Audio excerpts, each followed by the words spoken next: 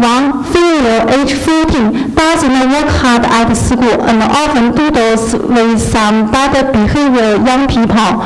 One day, due to curiosity, one took the first drug and joined in the party of druggers. Based on the analysis of drug abuse case, I also raised some questions for students to discuss. For example, is it correct that teenagers try anything unknown? Your parents are afraid that you would come down with drug because one of your friends takes drug and then may privately take your urine to test. Can you accept it? A friend handed you a cigarette at the party. You didn't want to smoke, but was afraid of losing face or a friend. What will you do? Do your classmates smoke? Please suppose how to persuade him giving up smoke. Under what condition will you meet people who tempt you taking drug? What should you do to say no to drug? Based on the analysis of adolescent drug abuse, it enables students to find corresponding preventive measure for drug abuse and show the elevated target of drug control education by the questions above. Exercise. Let students design poster of drug control. That's all. Thank you and thank you.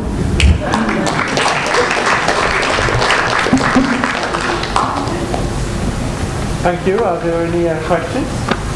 Yes, please.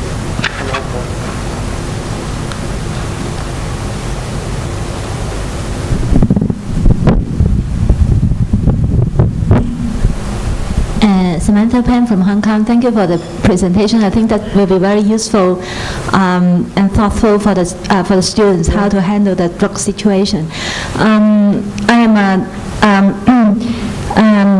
My concern is more about the correct conception of the drug. Heroin and morphine actually has been using quite liberally, particularly in the palliative care setting as a kind of painkiller. And I attended the Asian Pacific Hospice Conference, which was held in Seoul last May, and there was a survey coming out that in the East, in the Asian region, the use of morphine for controlling of pain is very less because of the conception that this is an evil drug and so it cannot be used. And even for the common people, they thought that this is is an evil drug. At the same time, the pain that's been suffered by these people is huge. So there's a concern about how to correct the view of looking at morphine and heroin in pain killing. So I'm just wondering, this is really a very good program to teach the students about the right, correct conception of drug abuse. But at the same time, I do hope that there is some positive way in introducing that the drug is therapeutic under good medical guidance for the treatment of diseases, particularly for people who are already in the end of life stage.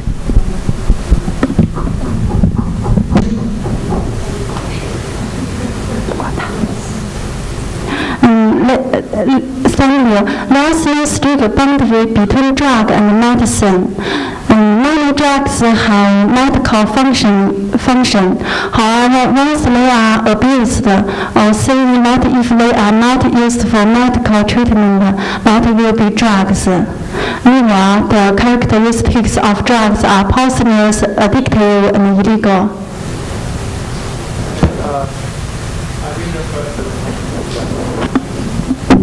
The mic is behind you.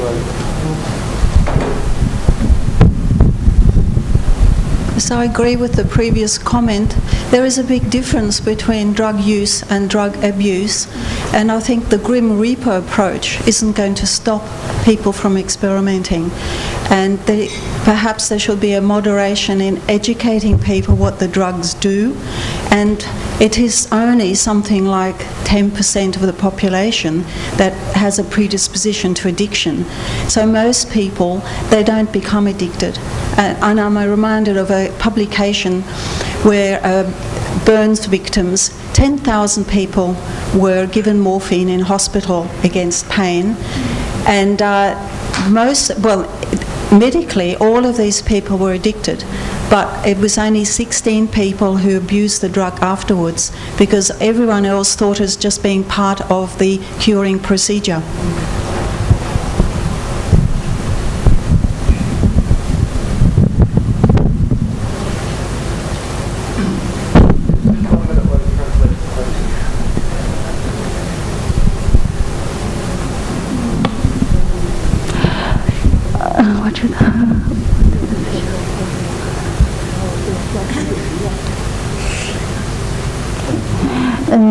I know some case a doctor to relax the pain of the patient, but the patient has addiction. As I know, there is no related law in China. It's a present problem we should all consider. Thank you.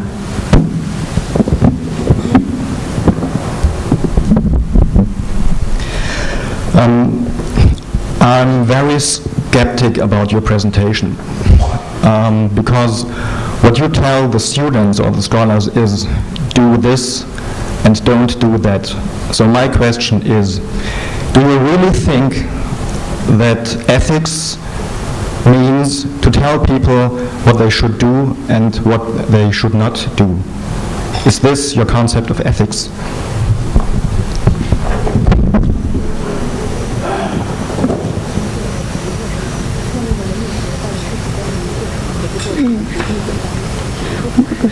No, I think the bioethics should be necessary. Saying it does make sense. Let's put the bioethics into our school. Here, I'd like to give you a practical example. Many students thought the drug abusers are destined to die. After taking the training, they knew the drug abusers, when their addiction rise, they are kind of psychopaths from medical perspective. They are not able to control their behavior. Thus, we shall consider whether the drug abusers should be punished when they are addiction. Therefore, bioethics makes students think more scientific. There are many similar ethical matters in life. Bioethics is not to provide a definite and simple solution for them. However, its discussion and introspection for those matters help us figure our behavior with prudent attitude when we need similar matter to be translated. Actually, when to Beijing Normal Vietnamese China, it's my honor to have this opportunity to communicate with everyone.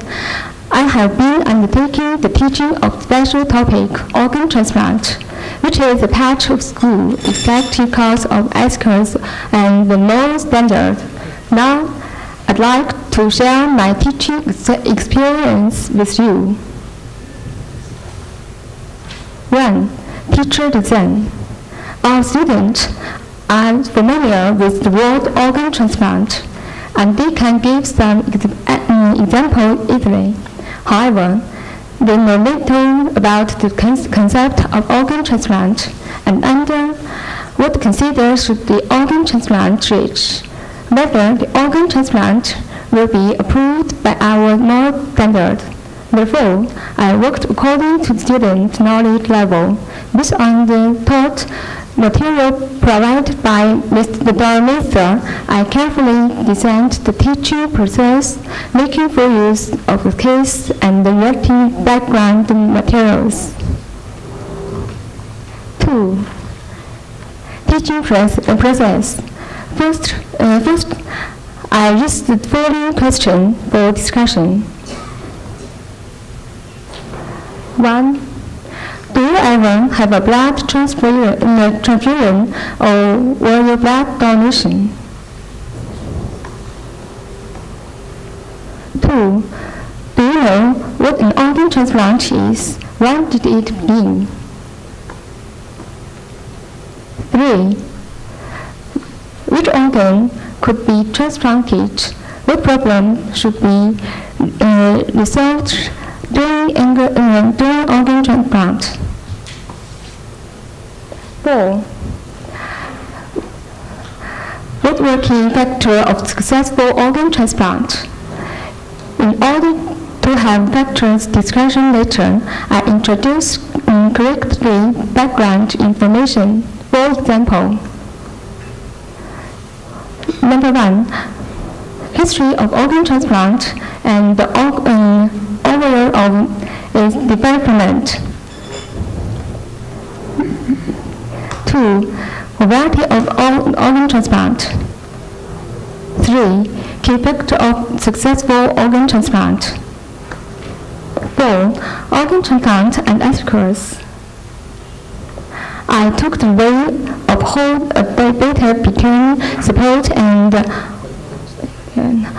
opponent of organ transplant and required either side to prove their own argument followed by sufficient evidence. Support. Fourthly, list a group of data from a survey focused on people in Beijing, Shanghai, and Wuhan, stated that organ transplant was regarded as a well-known concept.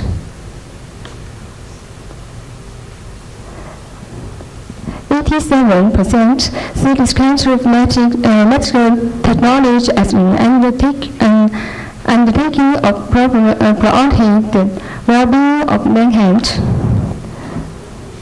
72% expressed that if there is a need and opportunity that would receive an organ transplant. 70% are willing to donate their own organs.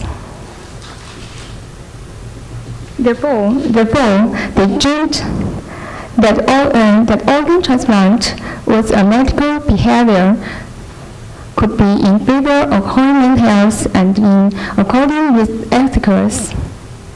The joint organ transplant was a noble behavior and a modern medical method to help the wounded and rescue dying people. The third, for a patient at death's door, organ transplant could bring the gospel to extend the patient's life. In organ transplant, the best way to show your love.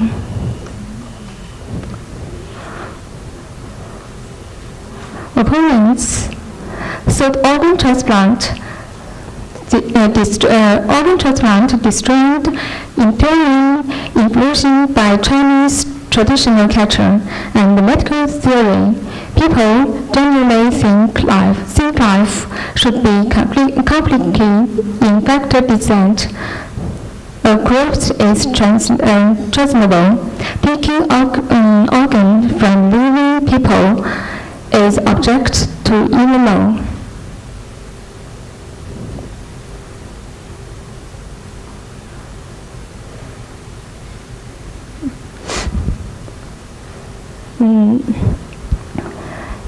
Two, it is culture's superior technology, expensive and self-persistent can be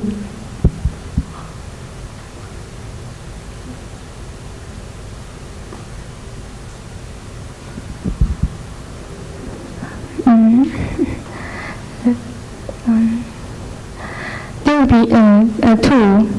It is cultural superior technology, expensive, and some petitions can be turned off only once. There will be Many extra times, such as nursing, watering, surveillance, immediate medicine.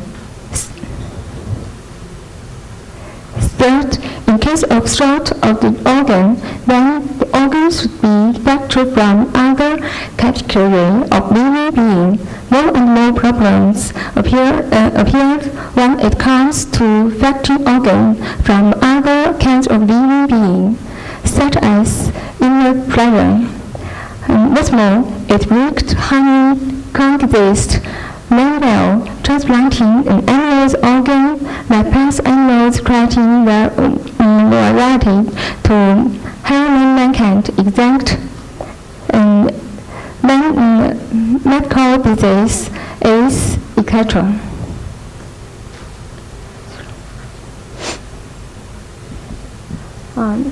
Three, source of organ.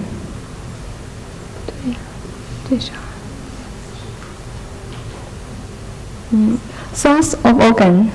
So far, many petitions have been done in course of waiting for an organ transplant. If several petitions against limit the same organ to be transplanted at the same time, but only one can be selected. How the transplanted goes on. How to make fair distribution of organ ratio and how to collect or donate in conformity with ethics is becoming a solving problem.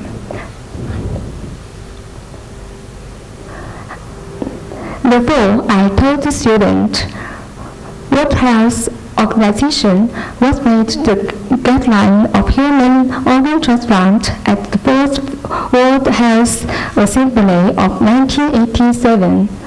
Whether a person has the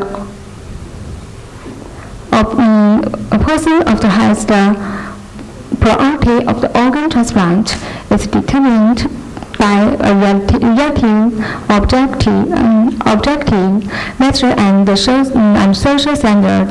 In the course of organ transplant, the principle of the free will has to be followed. Moreover,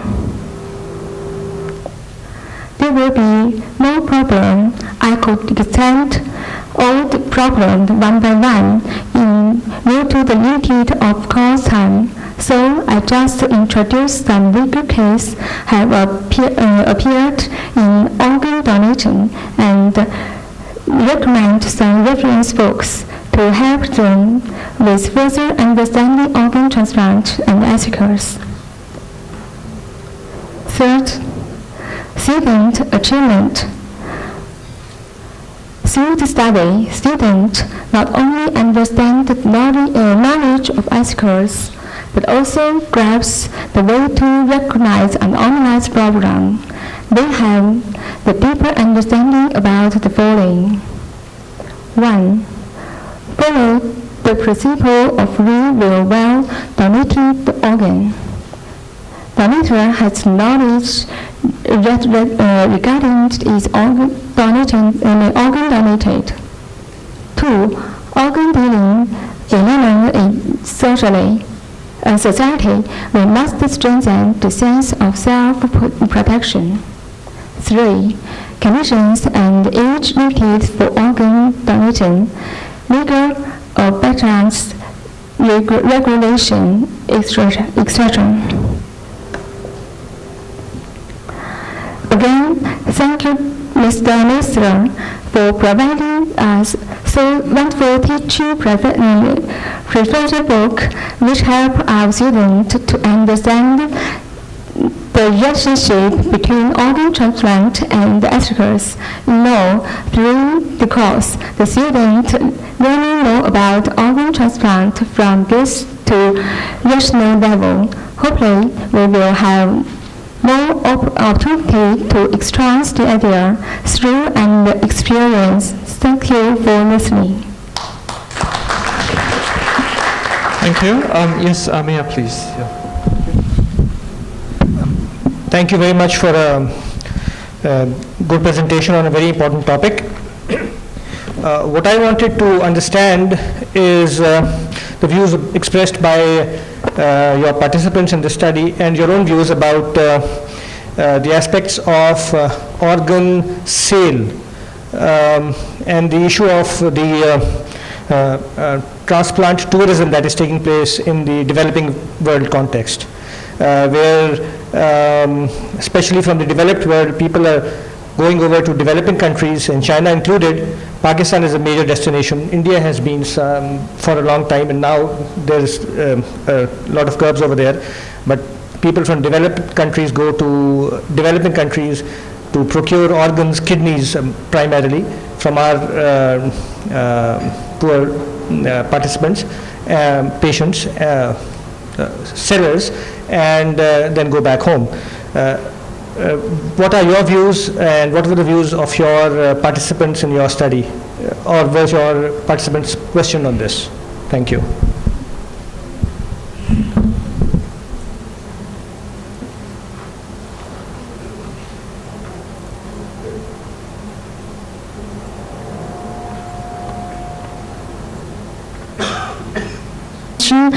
We think this is not in accordance with ethics, and it is illegal to buy human organs privately, and we are sure against this kind of things in our class. And someone put in this morning's presentation is that sometimes there's no answer, and the only answer is that we could give students or give old people in the world an opportunity to think. But we hold that for this question we do have an answer. The answer is this kind of things is illegal, and we should try to set kind of rules and regulations and to prohibit this kind of things. Thanks.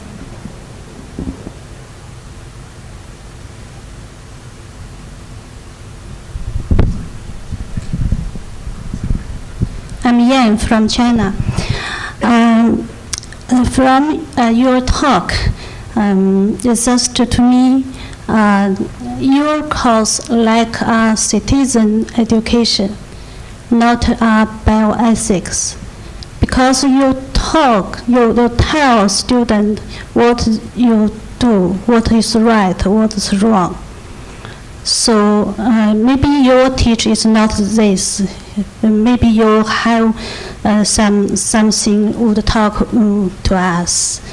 For example, about the drug use, the bioethic question should deeper. Not only leave out the drug.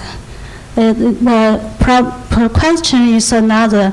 For example, do you think the drug use person who addicted a patient, something about this? Do you think how to tell them how to prevent HIV? How to treat such person who addicted drug? So how to in China now we have a program. We give such drug user who addicted methadone. So something about this around the field of bioethics. For the organ translate, not just about the illegal. It's about another bioethical questions. You should raise to the students, let them think, not tell them, yeah, you should do this. Its life is good, just a low level. Okay, I can understand. I can understand, and I will answer that question. And as Professor Wang put just now, he said we are dealing at a pretty low level because we are telling students what to do and what not to do. And bioethics should go deeper. And we agree, but we agree that bioethics should go deeper, tell students what to do and what not to do. But this is what we are doing in our class. We are giving students some pictures, some visual materials, and also we give them some reading materials, some examples from real life, and then we give them opportunities to think, to discuss. Good. So this, I think, you did not talk about. Okay, and I'll go on with next one. And our target, our audience is high school students. So bioethics is kind of theory only.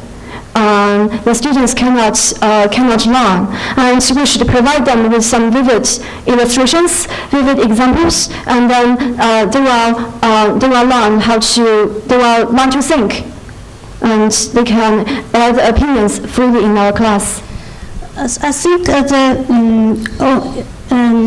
the student is in the teenager, but the high technology developing, they should know from the mass media. So and something about the bioethical, the physical principles is easy to teach them. So if you lead the student step by step, they can learn more. Okay, I understand, and we will think about that. And I think that the basic principles of bioethics is very important. For example, beneficial and do no harm, and things like that. And probably the best way to learn is, first of all, you should accumulate something, and you should have some basic information, basic knowledge. And if you accumulate enough materials, accumulate enough background information, and then we can start thinking. And we are going to we'll take your suggestion into consideration and do some change probably in our later courses. Thank you very much.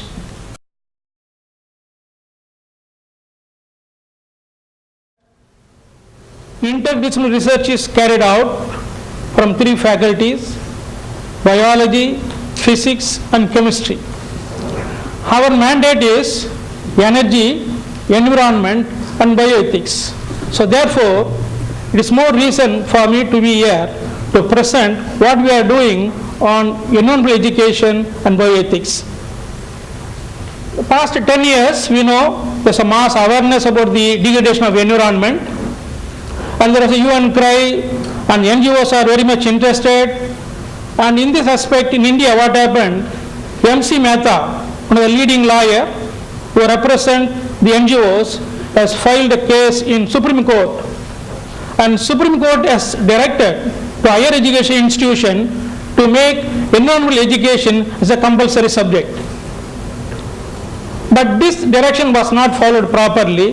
Therefore, the Supreme Court taken the state governments and taken action for not implementing the direction given by the court. Therefore, some of the state government secretaries went to the Supreme Court and paid fine.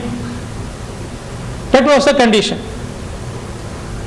Subsequently, the Supreme Court directed AICT, UGC, and NCERT to form a proper curriculum and implement both schools as well as higher education institutions.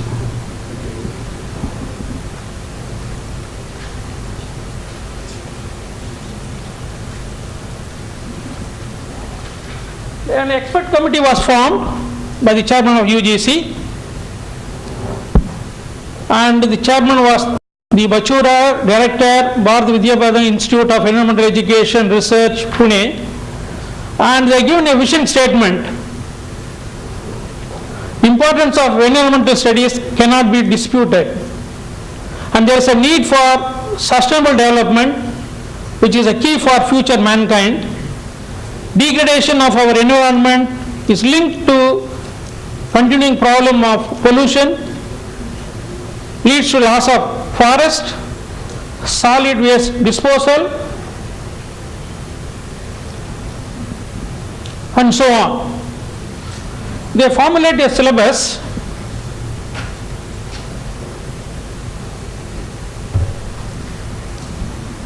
where they included biodiversity, environmental pollution, ecosystem,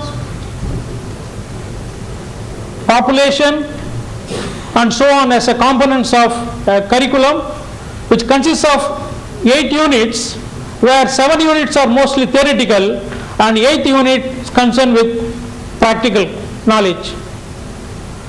When we teach biodiversity, we give only theoretical knowledge to students, and it includes both non-biology as well biology students, because it is a compulsory subject all the students who go through the higher education.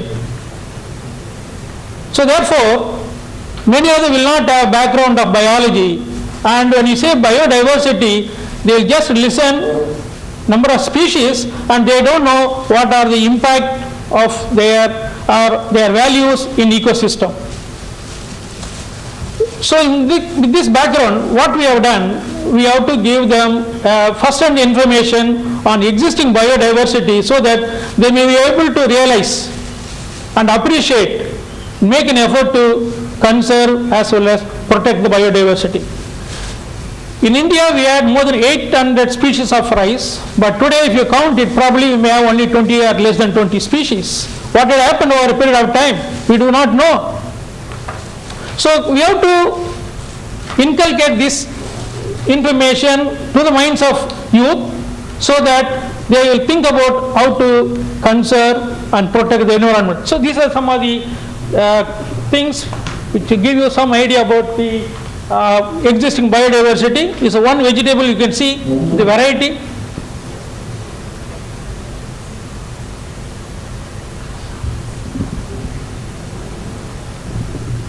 Now there are various issues related to economic productivity and national as well as ecological security. Due to various anthropogenic activity, all lead to the economic productivity at the cost of deterioration of our environment. So no citizen of the earth can afford to be ignorant of environmental issues. And managing environmental hazards and preventing possible disasters has become an urgent need. Therefore, we need and we have to educate our public. We have to create an awareness among all the people, so that there will be a concerted effort to protect the biodiversity or our environment.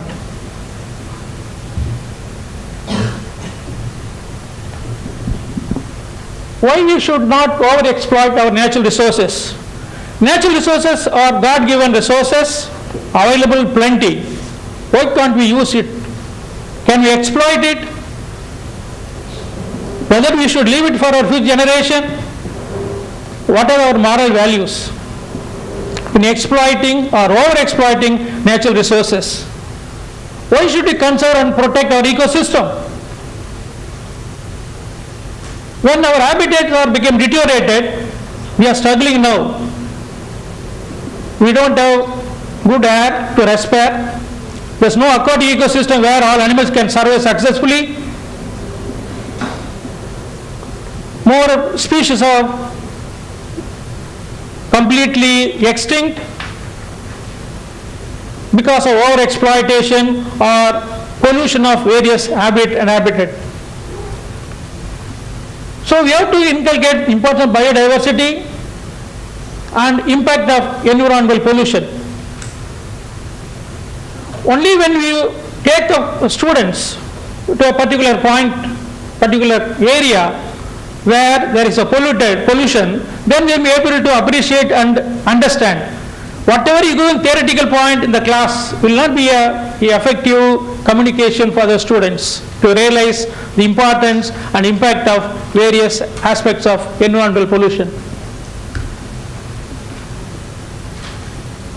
As a result, once you give this sort of education to students, you should also get feedback from the students, how they react and what or how they feel, and what are the improvement you have to make to inculcate, to expose, to give more information about the habitat where we live in.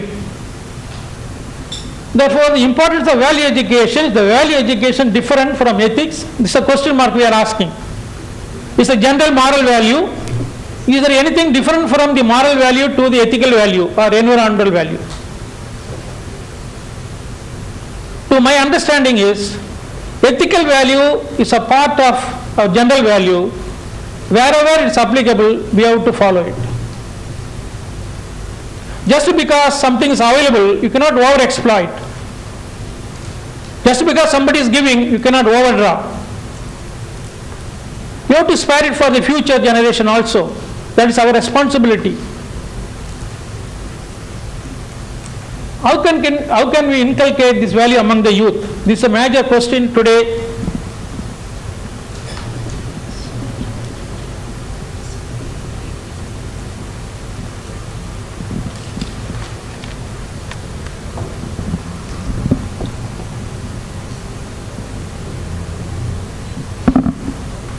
So value education is to produce a citizen with good character and personality. Good citizens are paving the way for the development of the country. Value education, environmental education with ethical values. Environmental ethics makes an individual conscious of the importance of environment, make them more responsible citizen to protect and conserve the nature for posterity. Now we have to develop a respect for all life.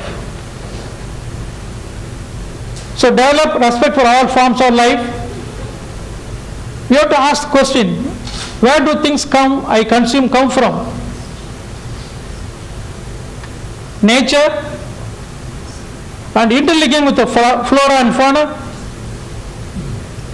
People say God is created for everybody, everything created for human being, but doesn't mean that we can over-exploit.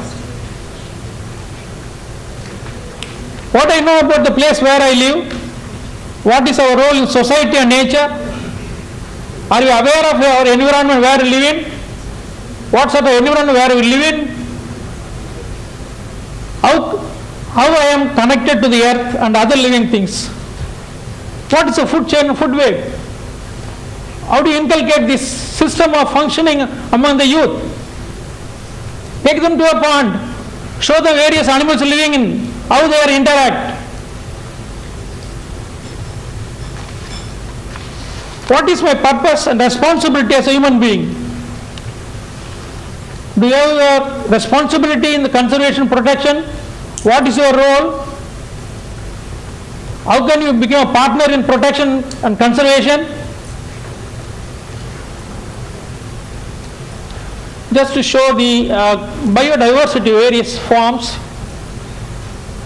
You can see you can appreciate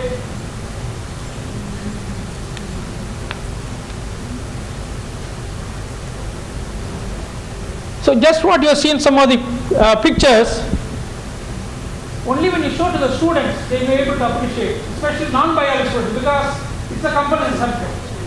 So biologists of course, they say they will be able to learn all these things, but how about non-biology students? Most of them are not aware of what's the species, what's the biodiversity, what's the pollution.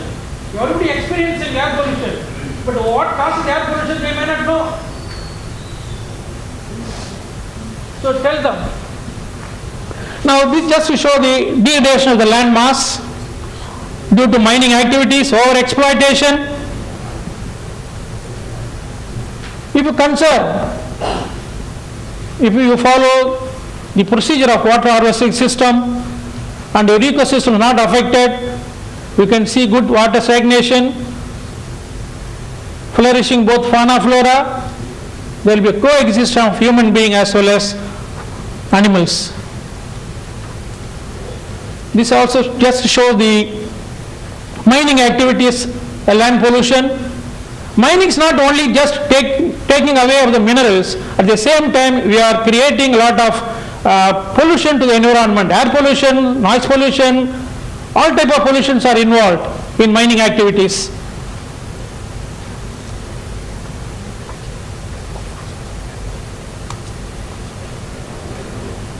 Can we advocate the following? For our own survival, refuse. It may be a new word. How can we refuse? We are all living in the consumerist society. We need more and more luxury. We need more power, more energy. Can we reduce it?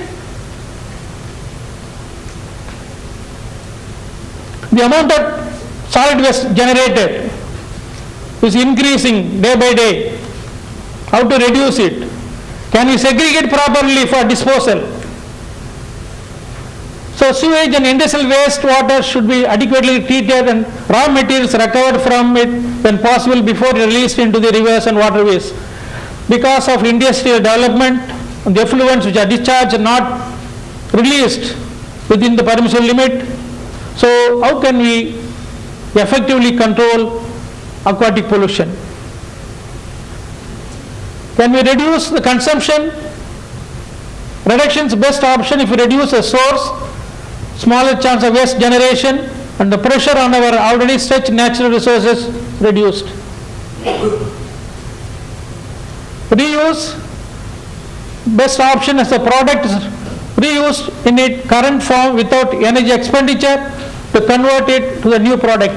Take for example paper. How much paper we are using it? Can we use recycled paper? Plastics, whether biodegradable or non-biodegradable materials. Can we recycle it? Last option. Although it converts a waste into resource, it is energy to transform that resource into a new useful product. So, waste is not a waste today, it is a resource, therefore it's up to us to make use of it.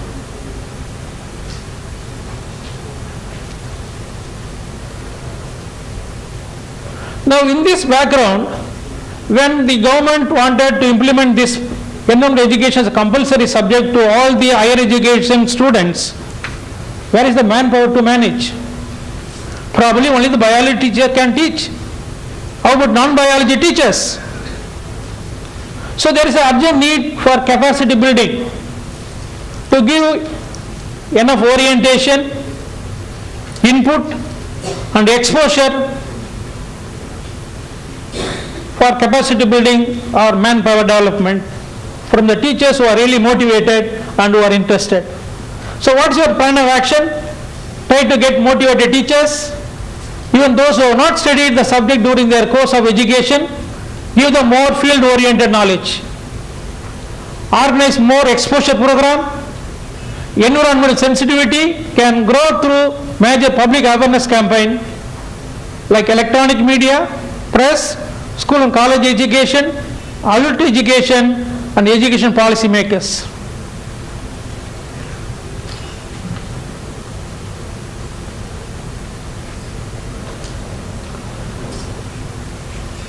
So environmental ethics makes us to respect, appreciate, protect and regenerate environment.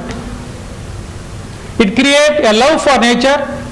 It forces us to use the nature's gift more judiciously, avoiding or reducing the waste and destruction. Environmental ethics forbids us to abuse natural resources, possible only if we change our lifestyle and attitude. What we want is green lifestyle, change our direction and waste not.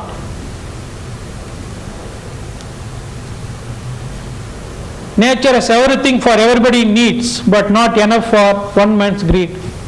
Thank you. Thank you. Okay, thank you. We have time for a brief question. Okay. Yes, Justin, please. So one of the remarkable things about village life in India traditionally was that there was recycling of everything. You go to an every. You take your students to village. I've been to India. I live in UK. I've been to India and I've met people in the cities who've never been to a village. As this is in Punjab. I just wonder whether you take school trips to them to see how. We don't take the student to the villages, we take them to our neighborhood where we adopt certain villages, where we show them and how to separate the solid waste, recyclable or biodegradable, non-biodegradable waste, and also the students' health and hygiene, and all these things are done in our adapted villages. We have a reach out program. Okay, thank you very much. We have to stop now. Thank you. And we'll go to the next paper, please. Dr. Jadi Rajan, please, on the question of value education, a treasure of a nation. Thank you.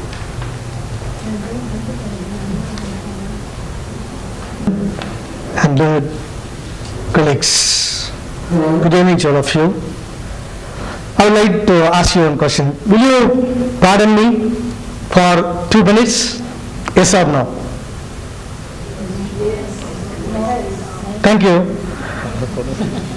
அதோ அந்த பறவை போல வாழ வேண்டும், இதோ இந்த அலைகள் போல ஆட வேண்டும், ஒரே வானிலே ஒரே மண்ணிலே, ஒரே வானிலே ஒரே மண்ணிலே, ஒரே கீதம் இருளை கீதம் பாடுவோம். Thank you. This is. I'll just give you a translation. We have to fly freely as the birds, and we have to dance free as the tides of the ocean, and the only song which we will sing is that liberation, liberation, and liberation. Right. I was asking my principal to go over to the conference by showing the call letter to him, and my principal said, "Oh, you are a physics teacher, you are going to Bioethics conference." Then I showed him the letter, call letter, and the signature of that person. Immediately seeing on the signature, he said, "You go." So that is the case of the personality who is involved in this project. So it's not an exaggeration, it's coming from my heart. Right. Now, value education is really a treasure of a nation, and here I would like to mention these 4 people who are involved in this project. Actually, in this presentation, I'm not going to give anything which has been done at present. It was done in the year 1998 as a mini project while I was doing my Master of Education course. And the second, I'm Jodhrajan, and Arakim Tavi is my better half, and she is doing some work on bioethics, and of course, and P. Madhavan, he is one of the professors in a college near Madurai, and it is a non-minority college. So minority college is a Christian institution where I and my wife work, and that's a non-minority college. And B. Fragrance is the better half of P. Madhavan. She is working in a government higher secondary school. So government higher secondary school, government higher secondary school, you know the standards of education. And J. Agnes Jacinta is my sister. She is working in one of the lower secondary schools. So we thought it will be making a heterogeneous group so that we can cover the south of Tamil Nadu, and this is our plan of action for the future. And this presentation is the one which I did in 1998. Please bear with me. Next slide, please. Yes. Now, values, as we say, where do we go for values? Are values taught or caught? And everyone will say values are really caught. But we have to teach some values in the lower standards, because we know, or the experts or the teachers know what is better for their own students. And Tagore says, the lap of the mother. So Rabindranath Tagore says, the lap of the mother is the first school of the child. Really, the lap of the mother is the ever first school for the child. For the child learns everything from her mother. Next slide, please. Now, values are, as you know, it is an abstract ideal, but values can be practiced in life to 100%. There are people who live for their own values. They are difficult to practice, but when we practice, we find pleasure in it. And these teaching strategies and the experiment which we have conducted with certain subjects are now, I'm proud to say that they are now leading a very good life. They are very good administrators and students, and one of the subjects is my student who presented the paper, that is Mr. Senthil Kumaran, who is now doing his doctorate degree, is working for his doctorate degree in Tamil. And strategies planned by the teacher to emphasize values will pay rich dividends. So, the strategies which we plan. And what are the strategies which I had planned in my course of action? Next slide, please. Now, the value education, actually, in and around the colleges in Madurai, central of Tamil Nadu, in India, value education is offered as a compulsory subject for first and second degree students, and they have to write an formative or summative examination, and they should get a pass, then only they will be awarded a degree in their final year course. And the textbooks are numerous in number, and each and every college, according to their own syllabi, they are following their own textbooks. And in our college, we had framed according to the syllabi, and also that is known as we have called as a direct method, where in the direct method we teach what are the value, then what the values, what are the values differ from one culture to other things about, or the theory of values. Now, theories, it is not at all enough, as we know. So, what we have tried is that we will try some indirect methods. So, we have tried some indirect methods. Now, next slide please. In indirect methods, actually, what we have done is that we just take them. For my students, when asked where can we go, they will sometimes say we will go to a hill resort and other things, but in value education classes and all, whenever I ask them, they know me very well, and so that they will say we will go to this orphanage, we will go to this blind people home, like that. So they were willing to go to these kind of places where they can learn something. So when I suffer from a certain disease, I know how the effectiveness, how the depth of the disease will be. So in the indirect method, what we do is that we take them for field trips. Sometimes, so we have some money allocated for that.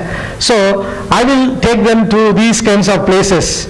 Because in my family we have more nuns and priests, so they will just allow us without any permission and all. So we don't get any permission, and we just go to some of the prisons also, where we take the students, and so the amount or the money which is being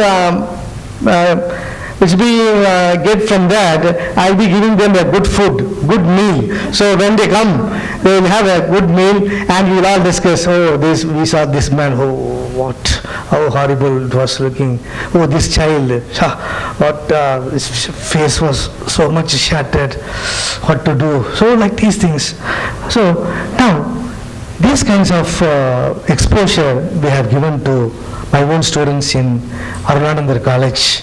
And we have just collected some colleges in and around Madurai, and I just practiced this with the team member, with the 2 or 3 colleagues from other institutions also, and I gave this questionnaire, dear friend, to my students who are just giving this value greetings.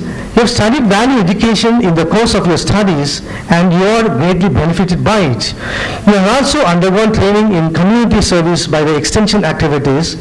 You are doubly benefited by the inclusion of this type of program.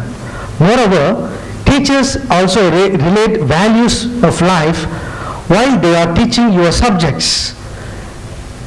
That is, while I am teaching my own subject in physics, I can just introduce a value, because each and every subject has its own intrinsic value.